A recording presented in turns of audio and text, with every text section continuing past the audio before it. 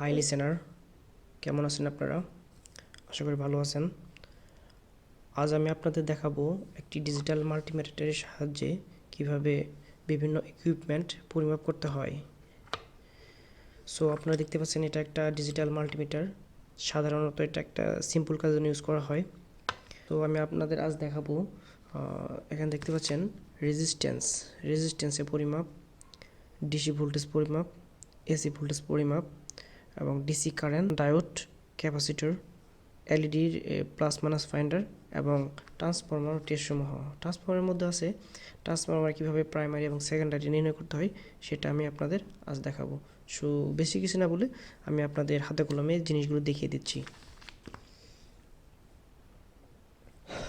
So আপনারা দেখতে পাচ্ছেন এখানে বেশ কিছু যন্ত্রাংশ নিয়েছি। এটা একটি ডিসি ব্যাটারি, এটা একটা ক্যাপাসিটর। এখানে দেখতে পাচ্ছেন কিছু রেজিস্ট্যান্স নিয়েছি এখানে আমি, আর এখানে একটা ডায়োড দেখতে পাচ্ছেন, আর একটা নিয়েছি এলইডি, ছোট একটা এলইডি লাইট। এটা একটা মোবাইল ফোনের ব্যাটারি, পুরাতন মোবাইল ফোনের, এটা পরিমাপ করব। আর এখানে একটা ব্যাটারি আছে, আর এটা একটা ট্রান্সফরমার, 12 ভোল্ট ট্রান্সফরমার। এখানে আমি দেখাবো এখানে কিভাবে এটা প্রাইমারি এবং সেকেন্ডারি নির্ধারণ করতে হয়।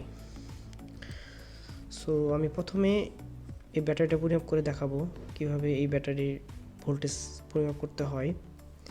সো প্রথমে আমি আপনাদের দেখাবো, এটা হলো মাল্টিমিটারের ডিসি অ্যাম্পিয়ার, এটাতে ডিসি কারেন্ট পরিমাপ করতে হয়। এটাতে এসি ভোল্টেজ, এখানে এসি ভোল্টেজ পরিমাপ করতে হয়। এখানে দেখতে পাচ্ছেন ডিসি ভোল্টেজ, এখানে ডিসি ভোল্টেজ পয়েন্টার। সো এখান থেকে আমি ডিসি ভোল্টেজ পরিমাপ করতে পারবো। সো প্রথমে পয়েন্টারটাকে, এটা হলো 200 মিলি ভোল্টেজ, এটা নেব না, প্রথমে 20তে রাখবো, 20। তো ব্যাটারিগুলো সর্বোচ্চ 9 ভোল্টের হয়ে থাকে। সো এটাকে আমি 20 ভোল্টে রাখলাম।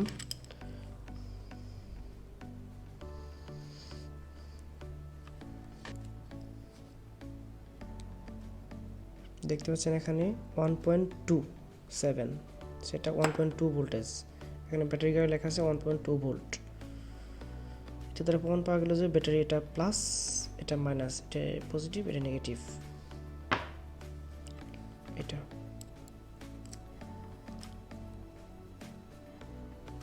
এখানে দেখতে পাচ্ছেন 3.7 ভোল্ট, এই ব্যাটারিটি 3.7 ভোল্টের। এটা একটা মোবাইল ফোনের ব্যাটারি, আমরা এটা পরিমাপ করব। এটা প্লাস পয়েন্ট, এখানে দেখতে পাচ্ছেন ব্যাটারি, এটা প্লাস, এটা মাইনাস, এটা পজিটিভ, নেগেটিভ। সো আমি প্লাসে লাল পয়েন্টারটা রাখবো এবং নেগেটিভে, এখানে দেখতে পাচ্ছেন লাস্ট পয়েন্টারে ভোল্টেজ আছে 1.8 এবং তারপরটা আছে 4.1, তারপরে দেখতে পাচ্ছেন 4.1। এই থাকলো আমাদের ব্যাটারি পরিমাপ। এখন আমি আপনাদের দেখাবো কিভাবে একটা রেজিস্ট্যান্স পরিমাপ করতে হয়। এই রেজিস্ট্যান্সকে আমি কিভাবে পরিমাপ করব এটা আমি দেখাবো। আপনারা মাল্টিমিটারের এখানে দেখতে পাচ্ছেন ওহম, এটা ওহম মানে এটা দ্বারা রেজিস্ট্যান্স পরিমাপ করতে হয়। সো আমি প্রথমে রেজিস্ট্যান্সকে 2000 পয়েন্টারে রাখবো। 2000 পয়েন্টে রাখার পর রেজিস্ট্যান্সের একটা, এখানে দেখতে পাচ্ছেন কোনো রিডিং দেখাচ্ছে না। সো এটাকে এক্সটেন্ড করতে হবে, 20 কেতে রাখলাম। এখানে দেখতে পাচ্ছেন 8 পয়েন্ট সামথিং, 8 আপ। সো এটা 8 পয়েন্ট সামথিং, এটাকে মানে কিছু টলারেন্স আসার জন্য এটাকে 10K রেজিস্ট্যান্স বলা হয়, এটা 10K রেজিস্ট্যান্স। সো এখানে কিছু টলারেন্সের জন্য 8 পয়েন্ট আপ দেখাচ্ছে। এখন আরেকটি রেজিস্ট্যান্স নিয়েছি আমি, এটাকে আমি রিডিউস করে দিলাম। দেখতে পাচ্ছেন এখানে আমি 2000 রেখেছি। সো এটা 982, সো এটা 1K রেজিস্ট্যান্স, এটা 1K রেজিস্ট্যান্স। এবং এটা কোনো রিডিং শো করতেছে না। সো এটাকে আমি একটু এক্সটেন্ড করব।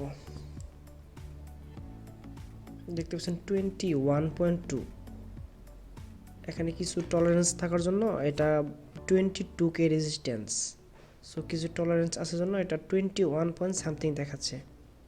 এখন আমি আপনাদের একটা ডায়োড পরিমাপ করে দেখাবো কীভাবে ডায়োডকে পরিমাপ করতে হয়। ডায়োড পরিমাপ করার জন্য দেখতে পাচ্ছেন এখানে বাজার পয়েন্ট অথবা ডায়োড এই একটা চিহ্ন দেখতে পাচ্ছেন, এটা ডায়োড চিহ্ন।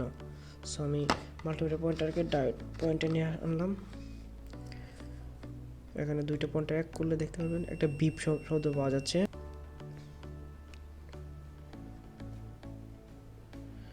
দেখতে পাচ্ছেন 473 এটা শো করতেছে। সো ডায়োডটি ওকে। সো ডায়োডটি ওকে, সেহেতু কিছু পয়েন্টার শো করতেছে। যদি ডায়োডটি নষ্ট অথবা অকেজো থাকতো তাহলে এখানে কোনো কিছু শো করতো না। আমরা ক্যাপাসিটরটি পরিমাপ করব। সেম আমরা বাজার পয়েন্টে রেখে ক্যাপাসিটর পরিমাপ করতে পারবো। বিপ শব্দ শুনতে পাচ্ছেন, ক্যাপাসিটরটি ওকে আছে।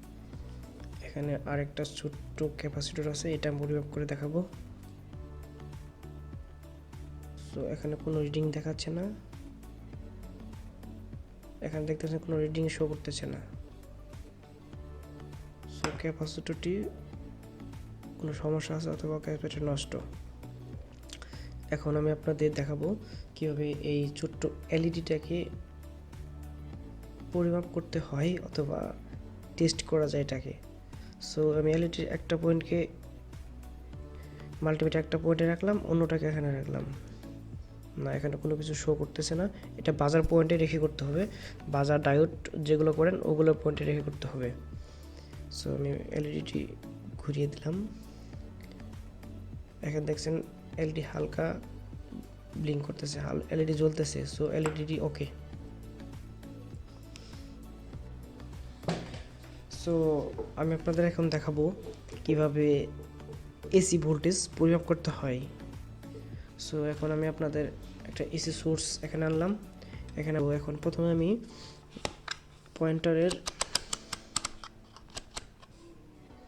এসি এখানে 200, এখানে আছে 200, এখানে 750। সো আমরা সবসময় হাই ভোল্টেজ রেখে এটাকে পরিমাপ করতে হবে। এখানে দেখছেন 206, মানে আমার বাসায় এখন ভোল্টেজ আছে 207 ভোল্ট।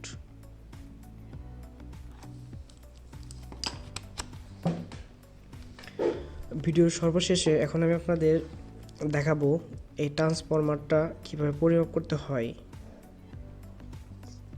ট্রান্সফরমারে কোনটা প্রাইমারি এবং কোনটা সেকেন্ডারি, এটা প্রাইমারি এটা সেকেন্ডারি। এটাকে ট্রান্সফরমার, এখানে এটা প্রাইমারি দেওয়া আছে, এটা সেকেন্ডারি। সো প্রাইমারিতে ওয়াইন্ডিংয়ের সময় বেশি থাকে এবং সেকেন্ডারিতে কম থাকে। সো এটাকে আমি কীভাবে পরিমাপ করতে হয় সেটা আমি আপনাদের এখন দেখাবো। সো এটাকে আমি প্রথমে রেজিস্ট্যান্স 2000 রাখবো, 2000-এর উপর রাখবো প্রথমে। তারপর ট্রান্সফরমার রেড কালারের যে ওয়্যারটা আছে এখানে আমি মাল্টিমিটার চেক করবো। এখানে দেখতে পাচ্ছেন 150 আপ। সো এটা আমি লিখে রাখলাম।